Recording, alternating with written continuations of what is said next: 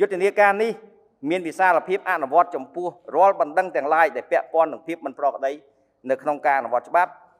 ឬចំណាត់ការនីតិវិធីរបស់តុលាការក្នុងការដោះស្រាយរឿងក្តីព្រហ្មទណ្ឌ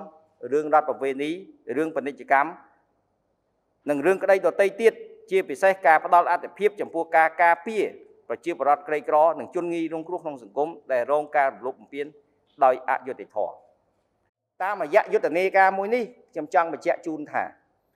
បងប្អូនមានច្រកផ្លូវការមួយតាមរយៈយន្តការនេះបើទទួលរងភាពអយុត្តិធម៌ការរំលោភបំពានដោយខុសច្បាប់សូមប្តឹងមកយន្តការមួយនេះហើយយន្តការនេះគឺថាមានចែកជូនហើយមិនអញ្ចឹង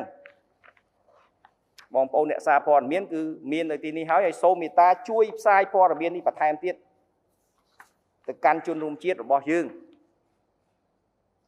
គឺកន្លែងដាក់ពាក្យបណ្ដឹងរបស់យើងគឺយើងមានរៀបចំកន្លែងនេះហើយអញ្ចឹងសូមមេត្តាជួយផ្សាយណាមានលេខទំនាក់ទំនងទីនេះច្បាស់ហើយជាពិសេសគឺ Telegram សូមបញ្ជាក់ Telegram ដាក់តែមួយលេខប៉ុន្តែទូរស័ព្ទផង iPad ផងគឺរងចាំទទួលស្វាគមន៍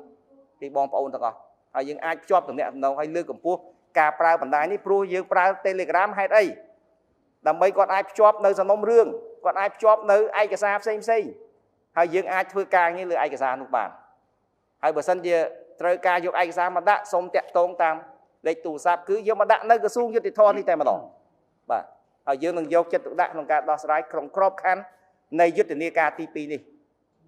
បើរឿងក្តីមានការយឺតយ៉ាវខ្លាំងក៏បងប្អូនអាចដាក់ពាក្យបណ្ដឹងមកច្រកផ្លូវការនេះដែរឥឡូវការប្រកាសបើកយុទ្ធនាការនេះមានន័យស្មើថាការប្រកាសបើកច្រកមួយដើម្បីយកកិច្ចការទាំងអស់នេះមកត្រួតពិនិត្យហើយនឹងដោះស្រាយប្រកបដោយការទទួលត្រូវស្របតាមអ្វីដែលជាការណែនាំដ៏គង់ខ្ពស់របស់សម្ដេចមហាបវរធិបតីនាយករដ្ឋមន្ត្រីនៃប្រជាណាចក្រកម្ពុជា